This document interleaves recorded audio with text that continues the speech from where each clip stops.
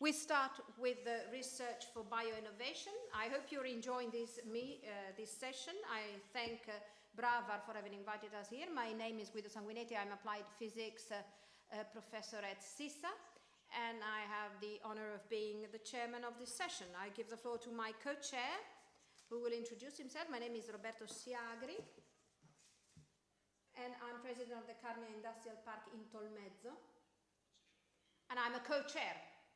So most of the job will be done by Guido. No, actually, most of the job will fall upon our speakers. We have a very exciting lineup of members of the academia, entrepreneurs, who will tell us about their job in the IT sector.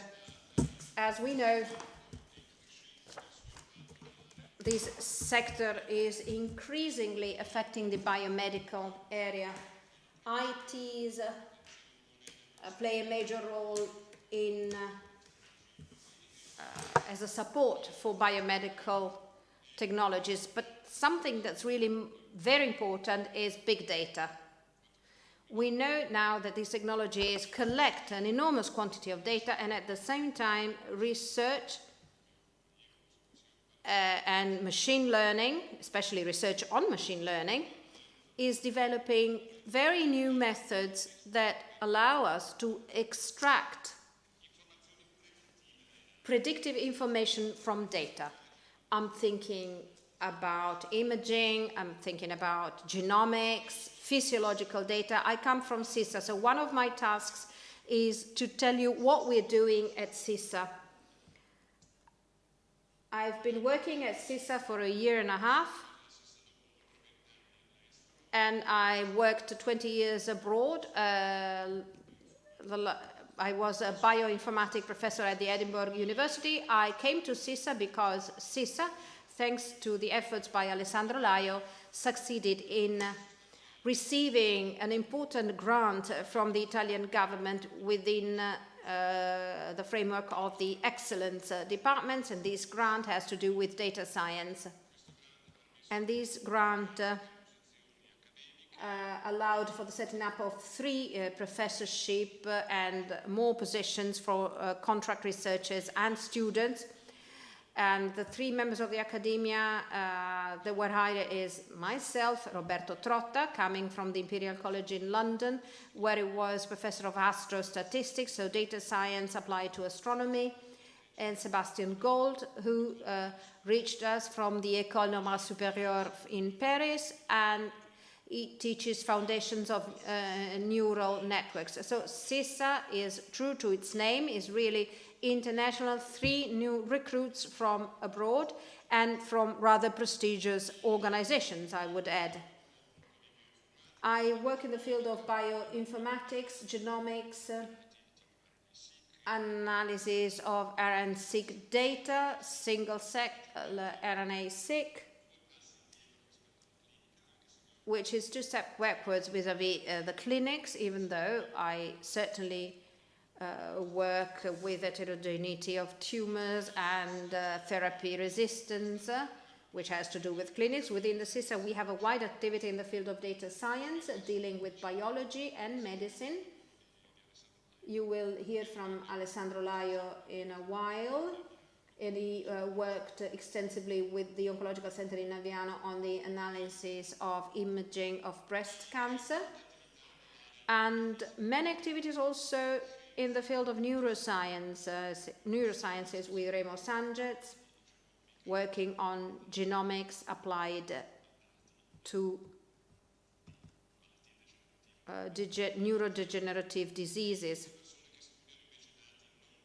as well as many scientists studying cognitive signals, neurobiology, so electric signals in the brain. So a lot of data science in the biological domain, and something that we're working on is the translation of this research effort into a real impact, working both with physicians and with the entrepreneurs that will then supply new instruments to physicians. If you allow me a couple of words, now within the Carnia Industrial Park, we have again we are studying the Internet of Things, and with artificial intelligence or mathematics. So we, for the region, work on how digitalizing the real world. So how to create the data lake of all things. Clearly, in the region, we're also interested in industry, not just in medicine. But once we have the data, it is irrelevant where data come from. There's still data. Now, very briefly, on the network, we have 4 hubs, one for Internet of Things data, one for data analysis at industrial level in Udine, and then one having to do with machine automation in Pordenone, and then Trieste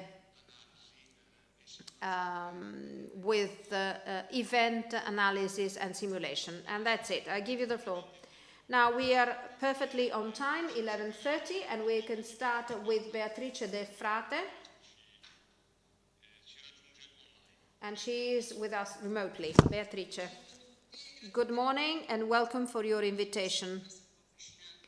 I was really fascinated by the participants today. I am in charge of the Information Systems and Privacy Service of the Central Directorate for Health. I collaborate with the local health agency for the whole of the technological IT system. And now I'd like to share my presentation with you.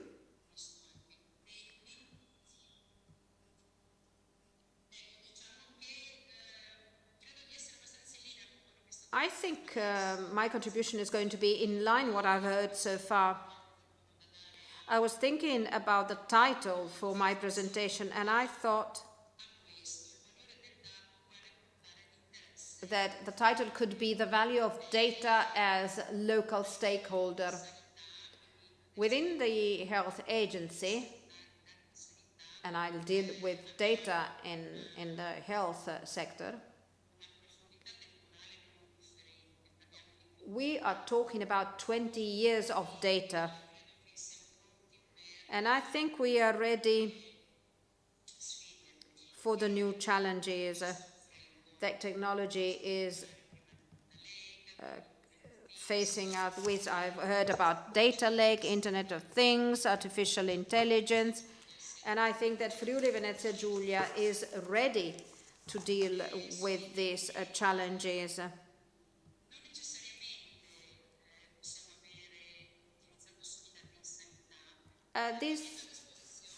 We can use other data as well, not just the healthy data, health data.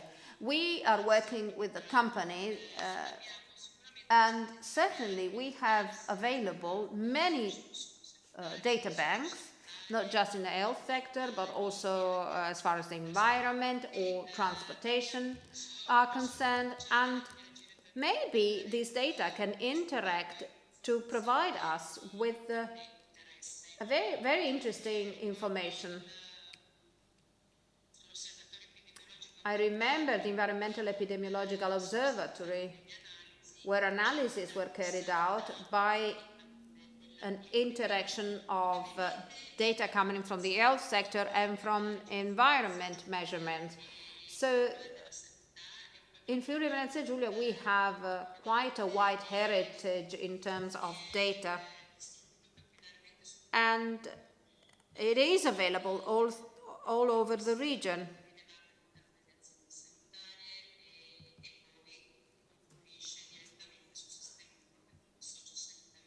and they are available at regional level. As I was saying, we're talking about more than 20 years of data that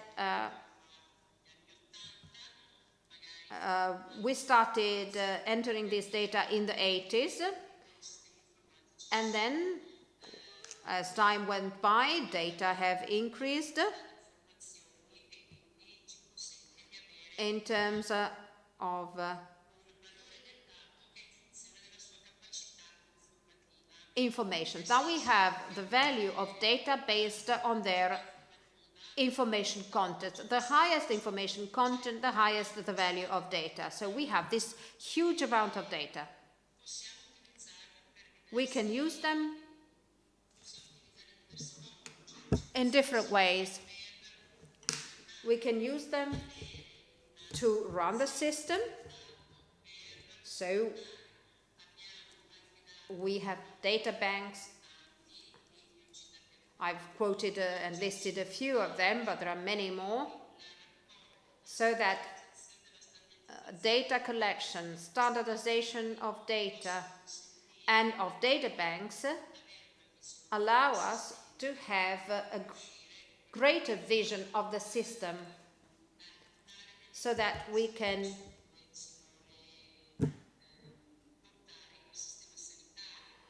further organize the health system around the information that we receive. A few years ago, we made an analysis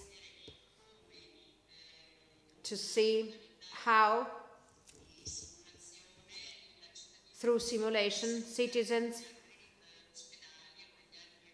in case of hospital lockdown, could resort to other hospital organizations. And we could do that analysis because we had so many data available. Or,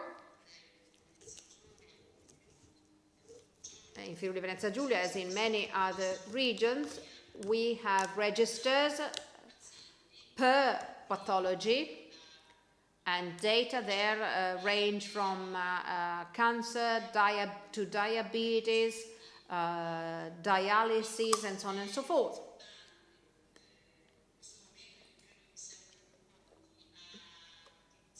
So this is another use that we do of data, measurement to take care of our patients.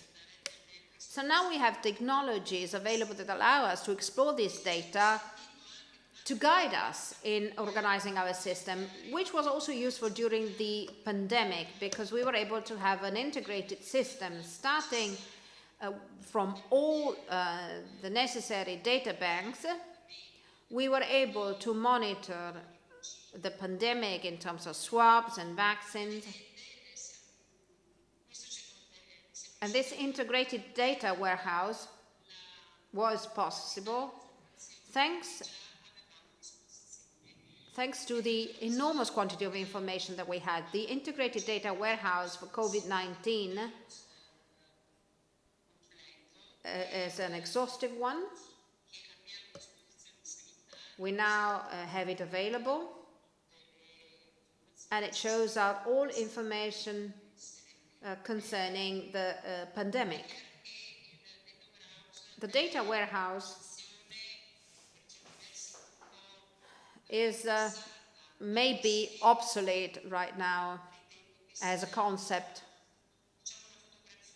even though I think it gives us a picture of the situation. Now we're talking about data lake. I've heard it mentioned before, and maybe you are talking about the data lake. The data lake is something else, where you take data whenever you need them, you take them from the systems, you don't have pictures of the current situation. It's two different modalities that allow us anyway to have data available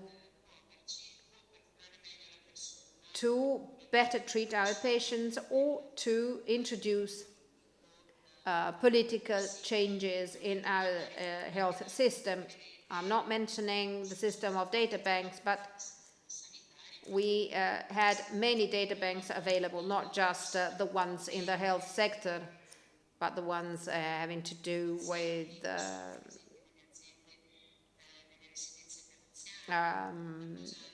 elderly assisted homes for the continuity of care. We in the region have a centralized system of treatment, and this is a jewel of our region, because in other regions you don't often succeed in having one single data bank for the whole of the territory. We have just one system, which is regional, so we can correlate all possible events, and we can see exactly how our patients have moved from one hospital to another, and various health agencies. This is a picture of some dashboards of business intelligence, which we have used and are using.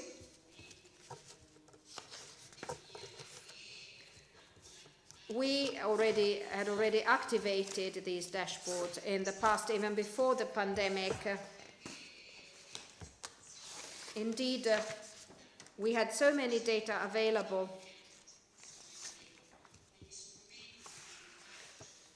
that we can now have the possibility to monitor many phenomena, and we'll continue to work on that. I think we are confronted with a major challenge, and even the funding from the National Plan for Resilience and Recovery that are limited in time, I think they will help us in taking this leap in quality. I have also a slide on the Johns Hopkins system, ACG. ACG is an algorithm that stratifies the population, the regional population, based on the concomitant diagnosis. So these are patients with multiple conditions, and their stratification might help us in making a predicting analysis as to the course of their diseases. This is something we are using at regional level. For the time being, it is confined to an epidemiological use. So as to better plan the use of resources for the treatment of these patients. I'd like to invite you to conclude, because we only have 10 minutes available. It's the last two slides that I have.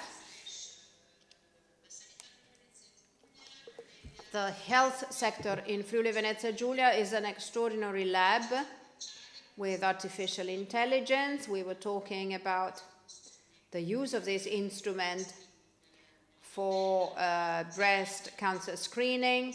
We are part of the European space of health data within interoperability projects. And then big data as a support to medicine, and then the use of algorithm like the ACG for profiling and predictive medicine in line with the GDPR regulation, because you know that privacy is to be complied with. And finally, we need data, not just to accumulate them, but to valorize them, to create knowledge, and to help our citizens so that they are better taken care of. Thank you. Thank you, Mrs. Delfrate. And now I'd like to give the floor to the next speaker, because our schedule is really very busy. Fabio Bonetta, General Manager, ETIS Trieste. Good morning and welcome. I represent the other side of the health system in Friuli Venezia Giulia. We have a need, and our needs are social, because we have, in my slide, there it is, you see that the problem, the growing problem in our community is going to be the elderly in Trieste. The elderly have a major impact on the health sector. And there is a huge dichotomy in between what Mrs. Delfrate was saying, the world of the health system, of data that are exploding and being used for so many purposes, but this never translates in something that allows health workers to be able to better support our patients with multiple health issues or with social problems that are able to live on their own. Up to the 2050, there will be an explosion in the number of the elderly. More than 40% of the population in Trieste will be over 60 years of age. And today, we have a situation where we cannot use this data. We don't have a patient record, an electronic patient records, and we cannot use in our care all the data that are available to the health sector. And then we have to take into account the fact that we now have a system for our elderly that is based on two pillars: the elderly's assisted home or the home carer that assists these elderlies at home. The news came out today that Regional Minister Riccardi talked about the new regional health system, and there will be a major impact on the system as it is now, and there will be a considerable increase on home care services that are only partially implemented right now. But the instruments that we have available, and there are many instruments available that have existed for 20 years, from smart homes and Internet of Things, but all these instruments are very difficult to be used. Think about the elderly with minimum IT knowledge, with inconceivable costs for the average Italian family, and still, and over and above, there is an inadequate cultural preparation.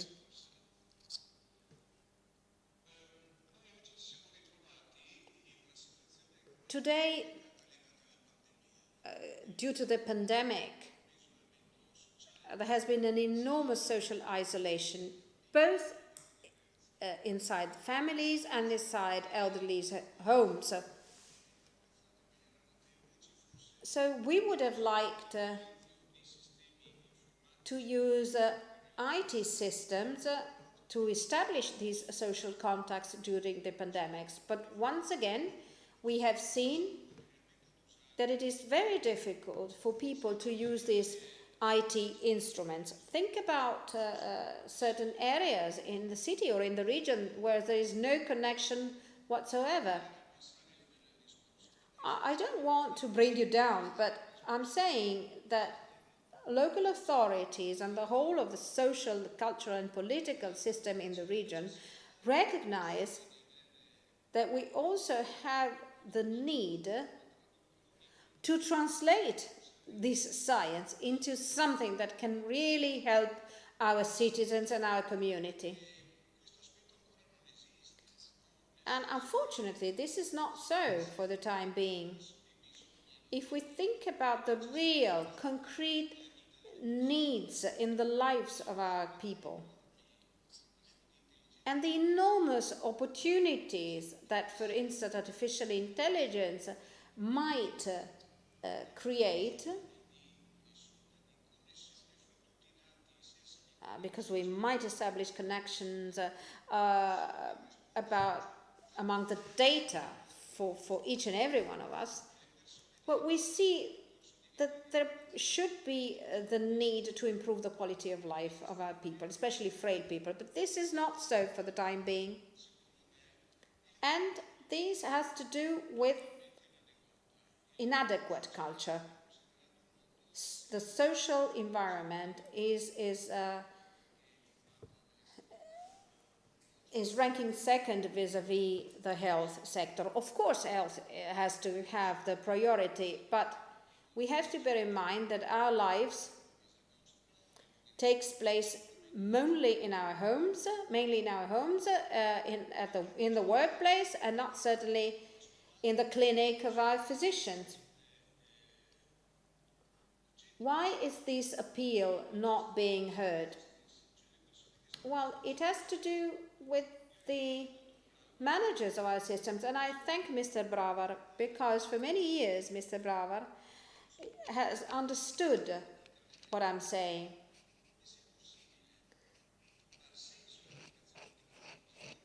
And it's difficult to see how technological innovations can actually translate in a real benefit for our communities. Today, it is possible for our elderly to live at home. We've been trying to experiment with certain solutions, but I think that the future of our health system will be centered on home care, which is fundamental, because most of the people living on their own in Trieste and over the age of 80 years live in inadequate housing with no lifts, for instance. And with very easy instrument, we might introduce remote control in their homes. We might invest on training of special healthcare workers that might assist frail or disabled people. Nurses are seen as the main pillar for assistance. Now, nurses are not ready to help these people to live at home. Of course, things are changing, but I assure you that it is a very daunting task. We have conducted very interesting experiments. We have created the first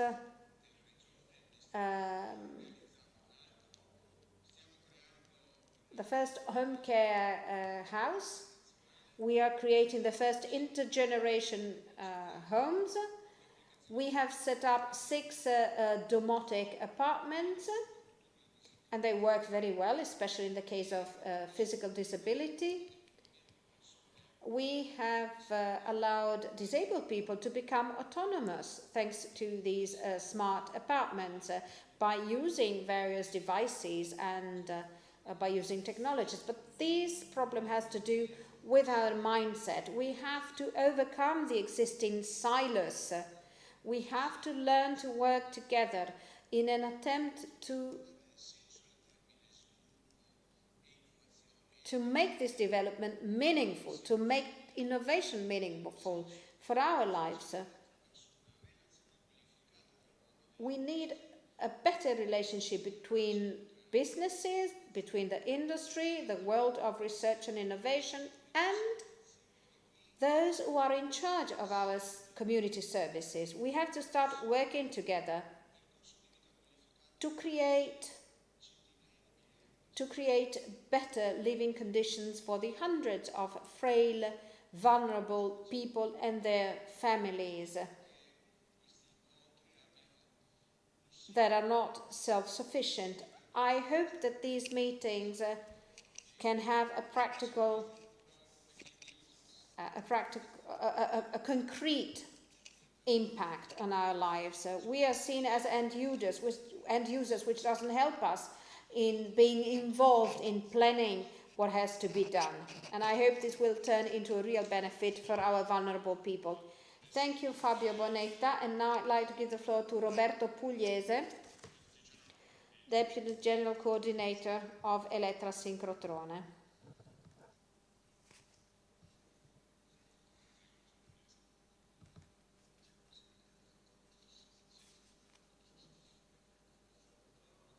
Now, good morning, and thank you for your invitation.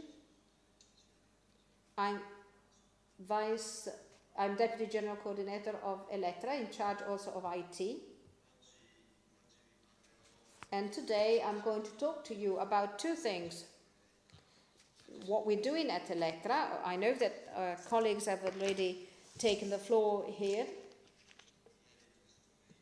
And this afternoon you will have Giorgio Paolucci as a scientific officer, so I don't want to dwell too much on the IT part. And then I'll talk to you about a personal experience. I'm in charge of glioblastoma. I'm the president of glioblastoma.it, which is a voluntary association, and I'll talk to you about that as well. I want to talk to you about exponential technologies, which are based on Moore's law. So digital technologies, artificial intelligence, robotics, and so on. I'm also president of the Singularity University of Trieste chapter. So I'm trying to disseminate these ideas about exponential technologies. What's behind these exponential technologies is that at the beginning they appear to be linear, so you don't realize that things are changing, and then all of a sudden they become disruptive, and they change our environment, they change our lifestyles. You know a lot about Elettra. It is a research facility with 2 accelerators, and especially, I'll try and skip some slides, and especially we have many beam lines, and many are used for life sciences. We have labs, nano innovation, structural biology, micro and nano carbon lab, we have a thermography lab, and various beam lines for diffraction 1 for single crystal powder. We have SACs with the infrared. Is also used for medical purposes and clinical purposes too. Having said that, what did we do? We've used these exponential technologies to make our labs accessible even in time of a pandemic, and this has been very important, not just because our labs were accessible, we did not close down, our experiments went on, and now we have the possibility to carry out hybrid experiments. Some scientists come to us, others they stay at home and can still perform their experiments. We have these robots, as you can see. We've used these zoom glasses. These zoom glasses can be worn, and they have a high definition camera, and remotely you can see exactly what you want, and they can be used for the experiments in our lab. The robot fleet is increasing. We have different types of robots. Many are telepresence robots. Now it's video conference on wheels, basically. And then we have autonomous robots. The one you see on the right is produced by a company in Faenza. We have rewritten its software because the navigation indoor is a very complex problem, because we don't have a GPS system inside, so even localization is not that easy. And then we also ensured remote access to data. So in 80% of our beam lines we can acquire data remotely, we can control experimental stations and do part of the line processing, because during data acquisition we have to pre-process them so as to be able to choose the right acquisition strategy. And then you have all of the offline processing. We produce a huge amount of data each year, and they have to be treated, processed, made accessible on the long term. And this is what we're doing right now, thanks to the European projects that I mentioned here, EXPANS and PAN-OSC. OSC stands for Open Science Cloud, European Open Science Cloud. And the idea is that of being able to manage and handle data on the long term, making them accessible on the long term. We have big data in the sense of heavy data. It's terabytes of data, and even moving them from one place to another and saving them on cloud, it's very difficult. And this is why we have to solve the problem of data gravity. The weight of this data set is enormous. This is a table summarizing what we're doing, but the goal by the end of next year is to have 100% of remote handling of our experimental stations with a fair data management on all beamline. Fair means that data have to be searched for, found, and usable, accessible and usable, and especially they must become public after a certain period of time. Of course, you can also pay to work at Electra. You pay and then you keep the data, but if you don't want to pay for Electra and you are part of a public research, you have to participate in a call, and then data, sooner or later, they become public. If I can make a political statement, it's important for our young people to use this large-scale infrastructure because they are multidisciplinary labs which involve many different competencies, artificial intelligence, chemistry, physics, and they're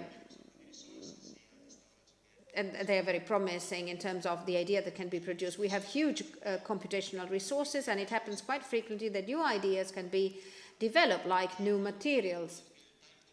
And the time to market is not that long as one would think, thanks to these exponential technologies that really help us in reducing time to market. Having said that, my second part of the presentation has to do with exponential technology, which I have applied to my capacity as president of a voluntary organization. You know that my son died when he was 20 years old for a glioblastoma. It is a brain tumor. It's a stem cell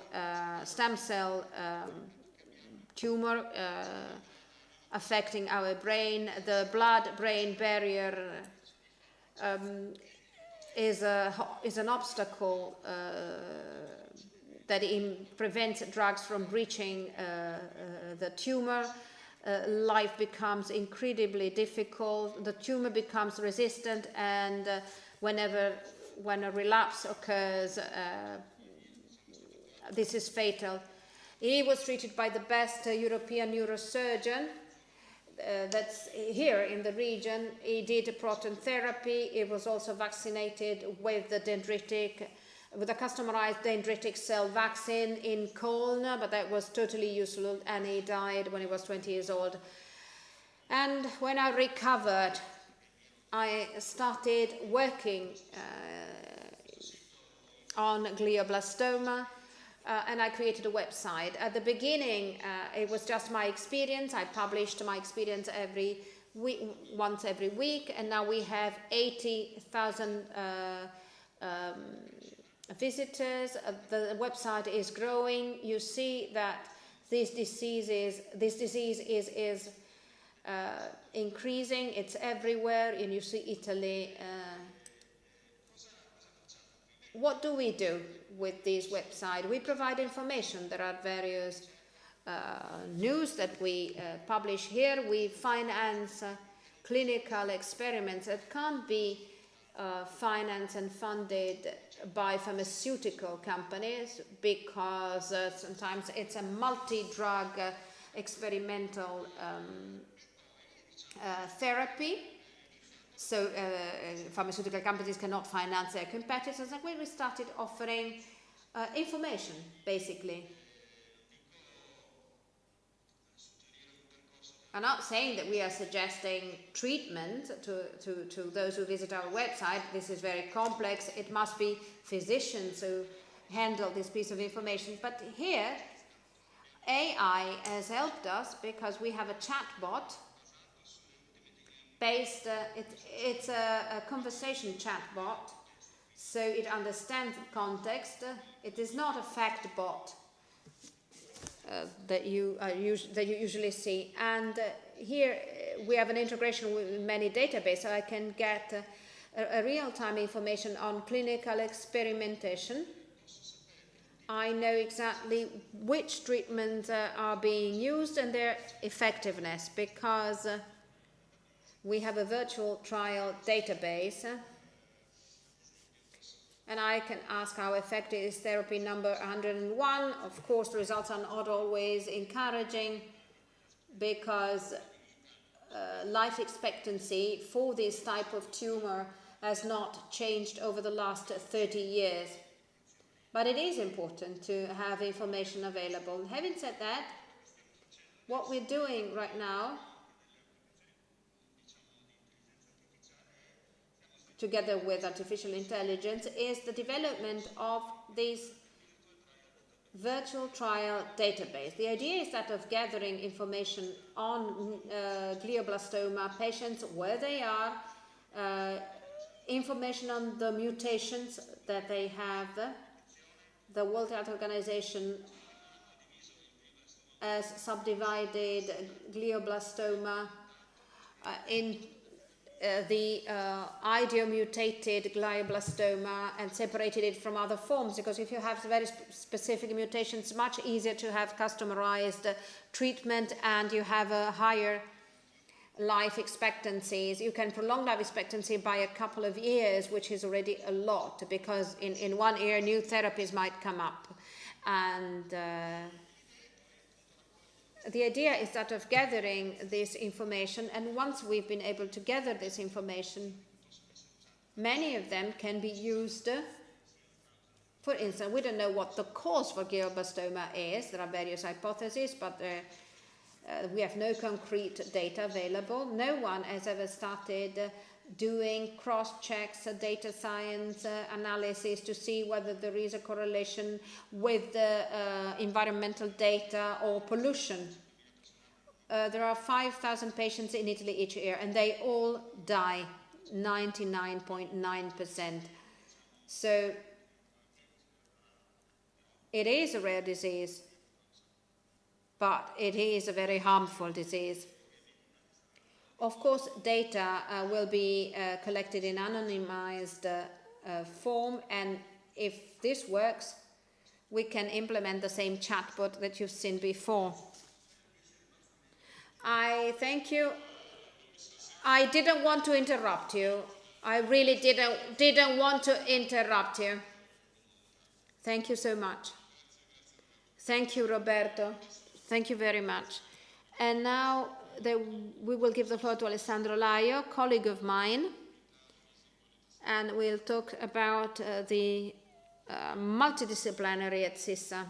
And I think that he will talk to us about glioblastoma, if I'm not wrong.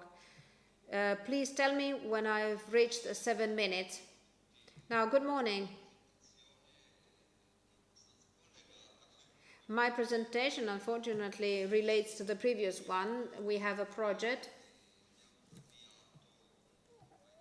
which we started a couple of years ago.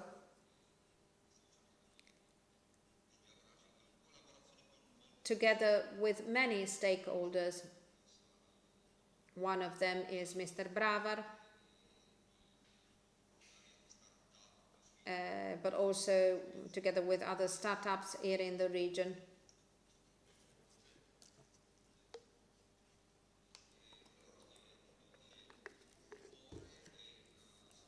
Cancer is a very common disease.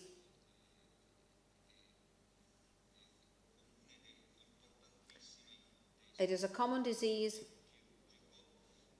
and brain tumors are devastating. We started collaborating with Professor Scrapp to try and develop instruments that might assist surgeons in their decision-making process.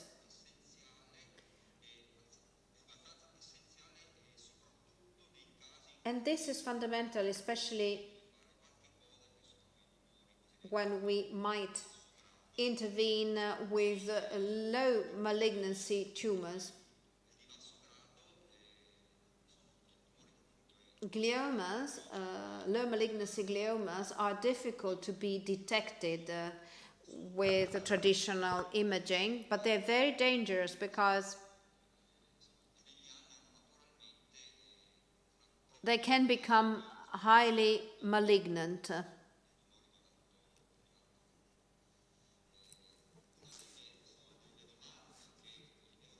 One of the questions that the neurosurgeon has to answer is whether the patients need to be surgically operated on. And especially, the surgeon has to decide how much brain has to be resected. And these decisions are usually made based on the surgeon's experience. These are the survival curves. They are dramatic. You see 4 survival curves here, or 4 categories of patients. The difference lies in the portion of brain that was resected. The longer survival, major resection, are the ones where the neurosurgeons dared remove more tissue. So with major resection, you have a longer survival. But clearly, useless to say, it's not that you can't just remove and resect portion of the brain so easily, because by resecting most of the brain, you run the risk of impairing essential functions for the life of the patient. So we would like to develop an instrument based on artificial intelligence that can assist neurosurgeons in their decision-making process. This is what we would like to do. This is a slide. I mean, I can proceed very rapidly right now and skip some slides.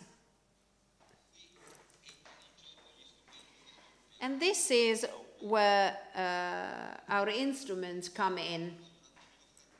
And I'd like to stop for a while on the real difficulty in developing AI instruments for the analysis of clinical data,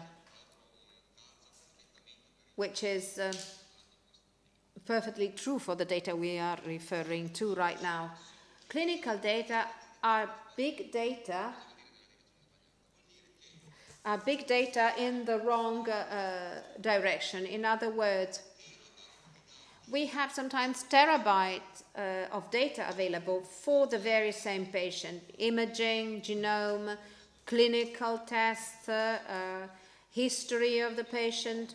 So these are big data. But to develop a predictive model, especially a predictive model like the one we would like to have for gliomas, we can't just base our predictive model on 1 or 2 or 10 patients.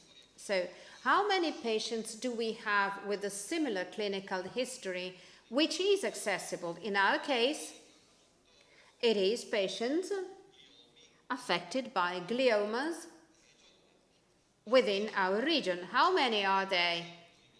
In between 100 and 1,000. Is this number enough to train an AI instrument that is effective? The answer is perhaps.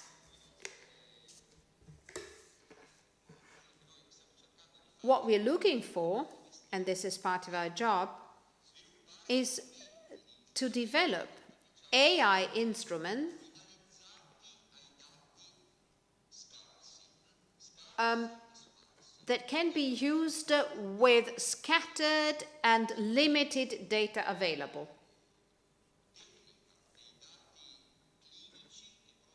The technical feature of these data is that they are scattered and they're just few. From the political viewpoint, how can we overcome this obstacle? By sharing data. So if we really want AI to be of help in making a diagnosis, our clinical data have to be shared as much as possible. So by creating a website like we've just seen, or by creating databases where information is shared, this is a fundamental step.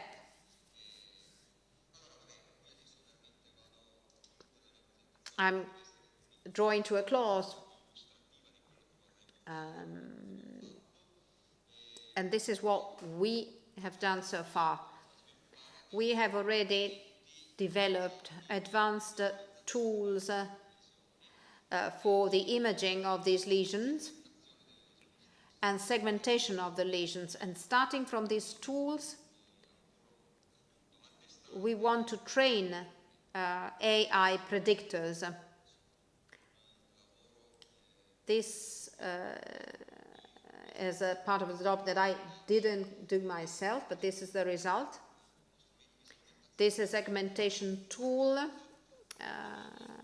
You see that through imaging, you see that you have an immediate identification of the lesion, of the location of the lesions, and of the critical areas for certain vital functions, like here.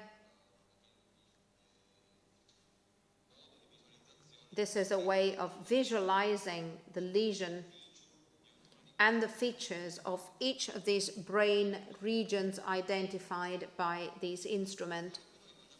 And what we instead plan to achieve with this project, we want to create a tool assisting the neurosurgeon in his decision-making process, so that the surgeon has a sort of handbook available that tells him how much to resect, where to resect to increase the survival rate of the patient, which is fundamental, but also to preserve a certain quality of life for those patients. We believe that in order to do so, we will have to invent something. I'm not hiding that we have no instruments available. We're not taking what already exists and applying it to a different context. The most important challenge technically lies in the scarcity, the deficit of data. And this is where innovation skills come into play. We have various scientists working to develop a model for uncertainties. How can you model uncertainty? How many data are necessary for predictions to be reliable? How can you train a neural network if you have a few data available? Is it meaningful to train a neural network with few data? These are the fundamental questions that have to be solved with basic research, but we believe that these basic research questions will have undeniably an impact on applied research. You have to draw to a close. Thank you so much, Alessandro. Thank you so much for your presentation. And now I'd like to give the floor to Andrea Poli, CEO of O3 Enterprise Trieste. I don't see him yet. First of all, I'd like to introduce myself. My name is Alessandro I'm Andrea Poli, I'm the CEO of O3 Enterprise, headquartered in Area Science Park, and another production site in Gorizia. So we are completely headquartered here in the region. We are still a University of Trieste spin-off after 12 years after the setting up of the company. Our company has grown because we have a turnover of 2 million euros, 20 employees, and a market which is weighted 85–90% in Italy, and some plants, even big ones, abroad, especially in faraway countries, Latin America, Caribbean. Which was what happened during the pandemic, especially in our sector. We mainly work on the management of imaging, either X-rays, so saving, distribution, visualizing X-rays and elaboration of these images, and screening for breast cancer. We manage from the whole roadmap, from the woman being called for the screening till the end, the second level of the medical record of the woman. What we discovered during the pandemic is that a lot of routine procedures that were carried out in private care were not done, and our market is mainly private at the moment. So all sort of routine screening exams were not carried out, and screening was blocked for months.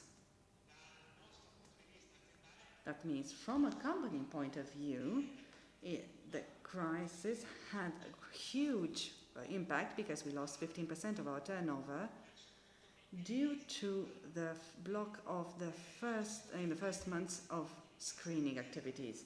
Then activity came back to normal. There was then a rush to do what we didn't do during the lockdown, but it wasn't so quick. We still had a sort of a reluctance on routine exams, so to go to hospitals, for example, on mammographies. The rate is still low compared to what was the rate before the pandemic. So we still have to recoup the number of medical exams. As a company, we work in the cloud environment. So we have data gravity problems. We don't have a petabyte of data, but we do get to a lot of terabytes that we move amongst the private health companies and the cloud. We use public clouds, such as Google, for example, which allows us the capacity to manage in an optimal fashion this type of data. When we work on the cloud in software as a service, we have the cost of the exam itself.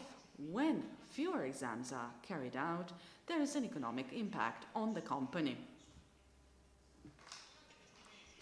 During these months where no exams were carried out, we put forward an initiative which we called Stop COVID-19. The objective was to offer support for early diagnosis, for pneumonia caused by COVID-19. We didn't work in April 2020. The only people who had enough data to offer AI algorithms which were reliable enough were the Chinese, because they saw the disease and they could see the pneumonia effects before us. We started a collaboration with a Chinese company who developed these algorithms, which allowed us to move the images, to have alerts or react when there were cases or compatible with COVID-19. We talk about X-rays of the thorax and the CT of the thorax, of the chest.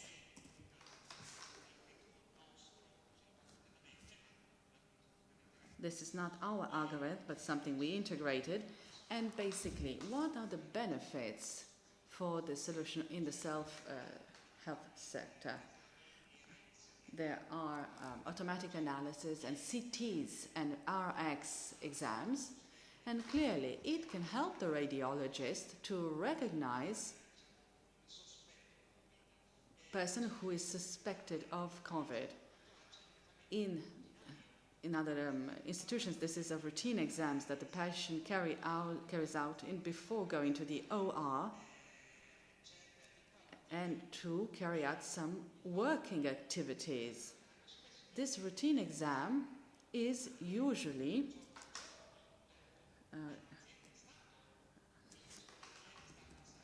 has a medical record days after, but the patient was in the hospital with cough and respiratory problems and not associate them to COVID-19, and the ability to offer an immediate response,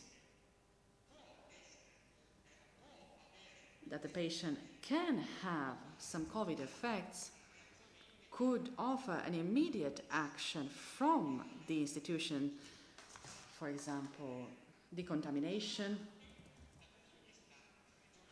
and from a regional or territorial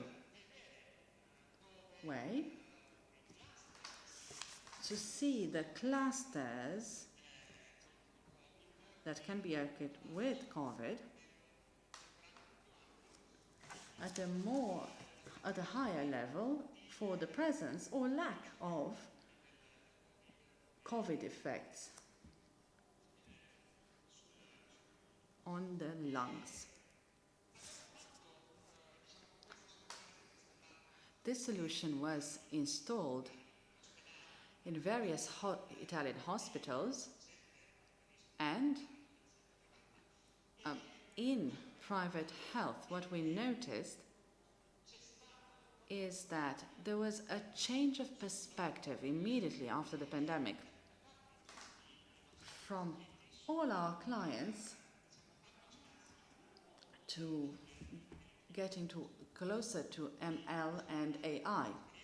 So our experience in spring of 2020 was COVID-19, but every subsequent month we got some hints towards AI. Today we have a good number of solutions which are activated for various clients, solutions that find microfractures in the X-ray of the hand or of the limbs, which is an important matter in the ER. You get a patient with suspected fracture, you don't see anything, an X-ray, but actually there is a microfracture. When the patient realizes it, they will ask for damages against the hospital. So having these algorithms that help us identify these microfractures gives a better quality of the service and for the patient. And also in mammography, we help the radiologists that need to present the reports in recognizing and treating and analyze problematic cases or cases whereby the probability that there are masses or tumors before other patients or other women are probably negative. So the focus of AI will be essential in the following months. When we tried to look for solutions for the AI, we didn't find a lot of solutions on the Italian market. Solutions come from abroad, and there are still few of these available. An important issue is the CE marking. If you use something in a hospital, it's a medical device. If it modifies the flow or brings to different decisions, it's a medical device, and it's very difficult to mark a software as a medical device. A lot of data is necessary and a lot of work behind it. I will conclude by saying that the healthcare, in our point of view, there will be a move towards private health for routine and low complexity issues. Corporations and agglomerates of private clinics are being created in Italy, but not only. The focus will be on ML and AI, focused on the cloud and radiology and telemedicine solutions. That's it from me. Thank you, Andrea Poli. Let's go directly to Federico Urban, who is... Hello, everyone. I'm waiting for the presentation. I can only see it here. Great. I have 10 minutes, and I'm going to try to stick to that. I'm going to tell you a story on the field. First of all, my name is, I'm Federico Urban. I'm the co-founder of Plus SRL, which is a company that works on the transformation of data. Before COVID, we offered this solution to industries. We contributed to winning Louis Vuitton and Prada Kappa because we offered solutions on the virtualization of calculations of their hull, and we helped the homologation, the process through AI to improve design and manage data better. That was before. In April 2020, we received a call from Azuchi, the local healthcare company, which basically translated into, please help us, we have a problem with managing data. This happened 1 year ago. It seems a century ago, but it was only 1 year ago, at the beginning of the pandemic. We hired more people, and we helped Azuchi to understand what the problem was. I'm going to start by saying that it's easy, it's beneficial to talk about big data, evolved systems, and it's easy to declare that the world is perfect from a data management point of view. But let's recall what The Economist said in 2017. They defined data is the new oil. It's quite right to say so nowadays. Just like oil is not always refined when extracted, it has to be refined. And the same with the data. There are several processes to extract the data, elaborate the data, and use it. First of all, this is my team. A very motivated team. Some of them have a degree in mechanical engineering, IT engineering. They come from a mathematical background, some of them. I want to present the people first, because this is a story about people that had to face, in 2020, the management and the traceability of people infected with COVID. We are talking about some 1,000 medical records that had to be managed at the end of the day, because Azugi at the end of the day had to transmit the data to the institutions. The information on how many people are infected, how many were quarantined, and so on. So this data mining process was repeated every day. How was it carried out? In absolute chaos, using Excel files or VS files, trying to correct information and looking for information, and at the end of the day, tens of health operators were exhausted and they didn't want to do the same the following day. What did we think about? If you look at the process by stages, we had waves of data and waves of infected people, and they arrived each day at the healthcare institutions. As the previous speaker said, we didn't have a lift for the data.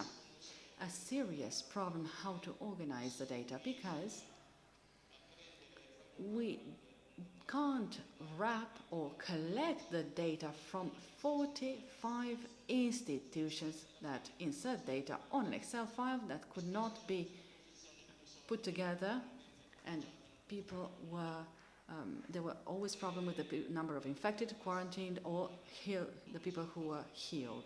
So we had a data mining problem with data in. Just like with oil, it's the extraction of the data which is difficult. There's a lot of oil, but it's not very cost effective to extract it. In a pandemic, we have a lot of data, but it's difficult to bring them together. In an Excel file, in, for example, a home for the elderly, we can't, they don't match with the data from another institution to align them and have aligned data. So the extraction part was very complex and difficult. The transformation was also complex, because the fiscal code in Italy does not identify people. Franco Rosa could have been Franco Rosa in an Italian fiscal code. This transformation meant also being reliable, because that person was then told to stay at home. And if the police found them on the road without a good reason, they could have been fined and could have infected other people. That's why we developed and we try to think what is the best tool. It's the one that we use in the easiest possible way without learning anything new. So we developed COVID Helper, which is used in Azugi and Azufc, through which the healthcare workers trace and follow the virus. This way, they bear the brunt of the information and transfer it then to the institution. It was a very complex work, not very unlike what we see in industry. At that time, it was essential the system could not be down for even one day. It had to be running at all times, because otherwise data was lost with consequences. From Excel to COVID helper was the mantra of the first version of this software called COVID helper. You can see a screenshot here, and we thought that once we stabilize the information, we can start thinking about data warehouse, because the only thing we can use to use ML is the clean way of using data. And so we moved to a new version of the platform, which is called Sentinel for Health, which theoretically helps the health institutions to handle any type of pandemic. In this final solution, you can see the contagious infection graphs, to see the position with the number of the street of the infection centers, and see where the virus is being spread. Even to applying modeling techniques, thanks to in cooperation with CISA and the University of Trieste, to create algorithms that can show where a potential of super spreading may occur. Some screenshots which were updated on the 28th of December 2020. You see a heat map in the area around Udine. The dots show where the infected people are, and precious information on infections with the geographical localization. This is the end of my story. We offered a platform that was closing the gap, the digital divide, between what we wanted to do and what we had or could do at that time. Thank you for your attention. Thank you, Federico, for being. We can go directly to Lucio Albanesi from Multimedia.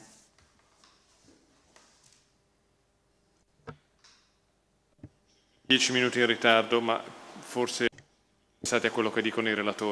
We are 10 minutes late, but possibly you're more interested in what the speakers have to say rather than in the final summary, so I will make up for the delay at the end of the morning session. Good morning.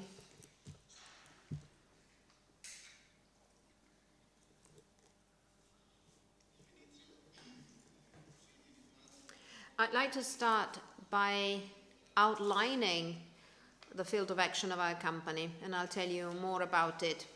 We have been working for almost 30 years in the field of medical IT.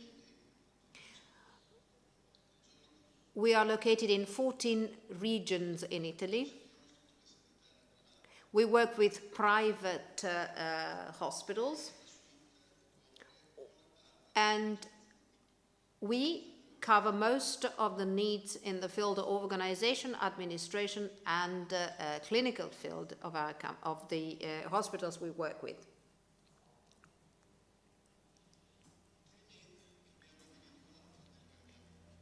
The topics that we have identified for change, well, two aspects mainly: interoperability between private hospitals, regional system and national health system, and the other aspect is the relationship between the patient and private healthcare organization. As for the first topic,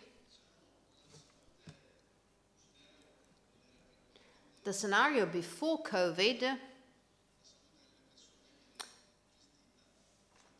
envisaged that health was managed with paper documents and a bit of IT. And so it was a missed opportunity for our digital health system. The sharing of data between the private hospitals and other organizations was very limited. And the information that are shared are mainly administrative or statistic. like the physician prescription or the clinic inflows and outflows. But now we're moving towards a more connected health system. It all starts in the year 2020-2021, and the triggers that we have identified were basically two. Private health hospitals were recognized as an important resource to tackle the COVID emergency, and the regional health services were busy sharing data with the national health system, which accelerates the participation of private hospitals in the development of the electronic patient's record.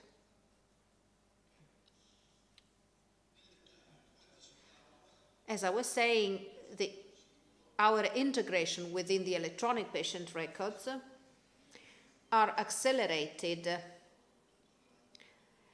in 2020. The first floors only involved the results of nasopharyngeal swabs, antigenic swabs, or rapid tests, because we needed statistic measurements of these results to see how the pandemic was evolving. But then, very rapidly, other projects were launched. So we were asked to work upon the sharing of test results, imaging results, or specialist out clinics within the region. And even the hospital discharge letters had to be included in this electronic patient's record and in this sharing of data. So these are the many pieces that make up the electronic patient records that are gradually being integrated virtuously. And it is recent history, dating back to the last weeks, that recent history shows that there are other regions asking us to be integrated within their own regional systems.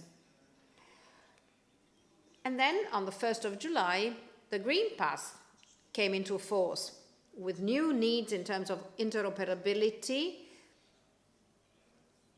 We're not talking about the regional system any longer, but we're talking about the national health system. Most of the flows did not involve us because it had to do with vaccinations or the result in terms of healing of COVID patients. But our commitment again came in with the sharing of molecular or antigenic tests. On the 1st of July, the system of the Green Pass came into force. We had to be very reactive, we had to be very fast, but thanks to our rapid response capabilities, consolidated patterns and flexibility of our platforms, we were able to meet the needs of our customers. The second change that we witnessed had to do with the relationship between private hospitals and digital services offered to the patient. Before COVID,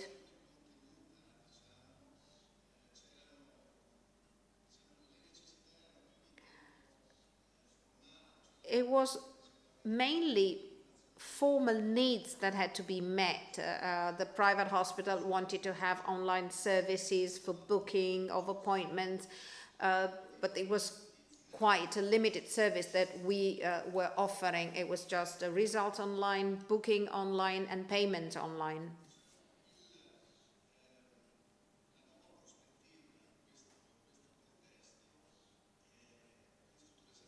But given COVID,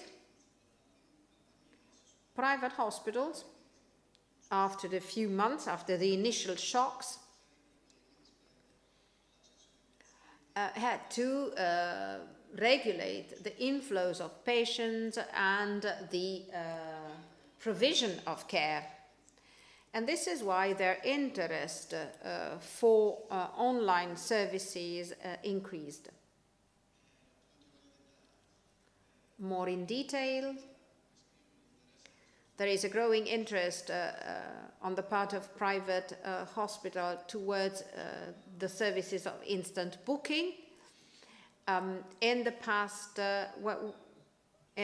it was a limited services that they introduced. New platforms offering online services enter the market next to the long-standing players in the field, and the services that were being offered are enriched with new functions over and above booking and payment. We now have a document repository. The patients can get access to his tests or imaging results through an app, but also these services are enriched with the function, a new administrative function. Patients can get their invoices online. Many private hospitals then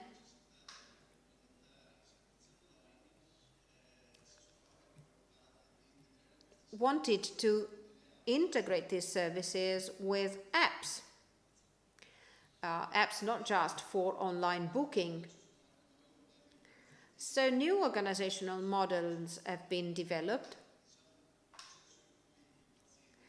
whereby the patient can get access to the private hospital only for when he has an appointment without having to be interfaced with the services in person. And even online booking increased, and now I'm drawing to a close. Our vision is that a more connected health service will inevitably be a more effective health service, and our commitment is to adjust our own systems by integrating new and innovative interoperability models to simplify the dialogue between applications and as a key element in digital transformation. Thank you, Lucio Albanesi. And we move on to the last speaker, Massimiliano Versace. I think he's going to be with us remotely from the US. Good morning, Massimiliano.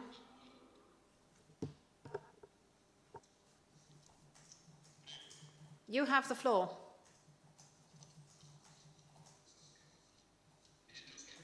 Can you see my presentation? I've shared the screen. Not yet, at least not here. Can you see it now? Yes, we do. Good morning. I've been told that I should make my presentation in English for our guests remotely, so if you don't mind, I switch to English. As long as you keep within 10 minutes. I have origin in Trieste. I was born and raised in Friuli. I moved to the United States in 2001, so roughly 20 years ago, and started a company called Neurala.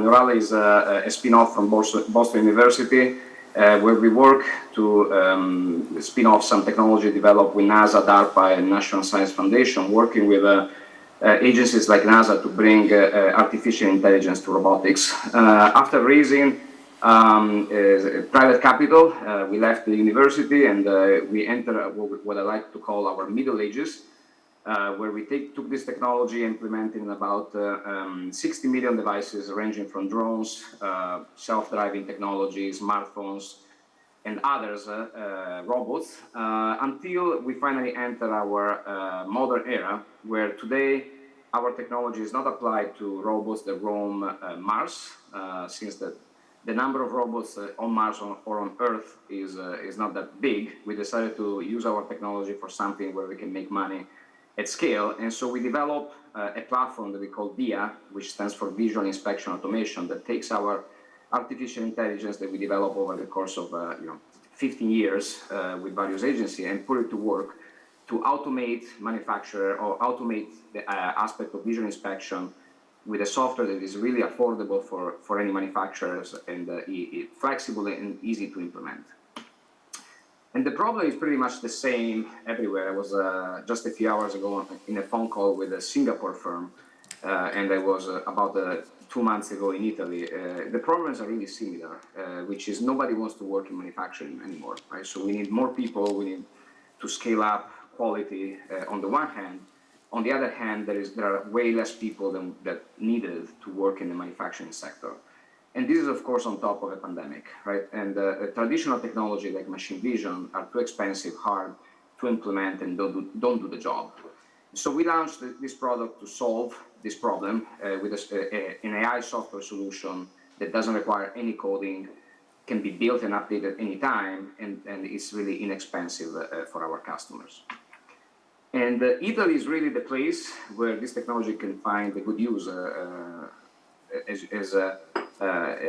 As I left Italy, I realized how much Italy is known abroad for its quality, for the quality of its product. So the Made in Italy is pivoting around the issue of quality, right? So we want the best food, the best coffee, the best industrial machine, cars, vehicles, and clothing.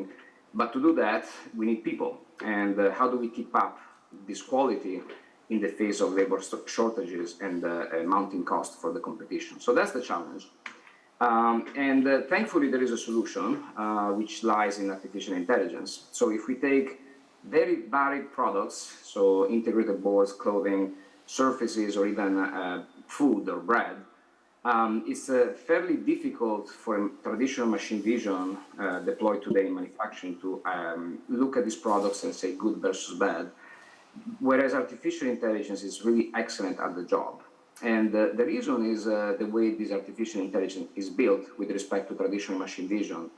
Traditional machine vision needs the intelligence of the operator to create rules to say, for instance, this cap is defective or it's okay, whereas artificial intelligence, all the intelligence of the algorithm is embedded in the software, in the mathematics of the neural network, and then you can just present a lot of examples, many examples of good and bad, and the software learns by itself to create this qualitative judgment of quality, which are exactly what a quality inspector wants to do.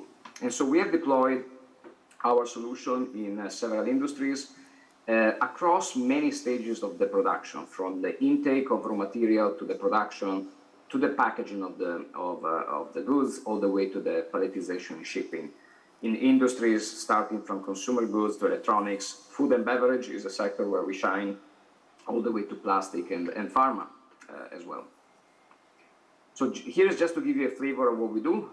So our technology can be embedded in devices like OEMs devices, so it can be put Neurala inside into cameras, industrial machines, and so forth.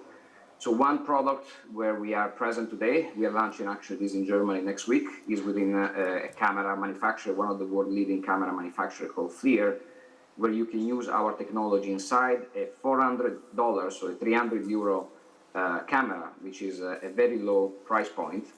You can purchase our software and create 4, 5, 6 inspection points inside a production line at the cost that today is a fraction of what you could have done just a few years ago.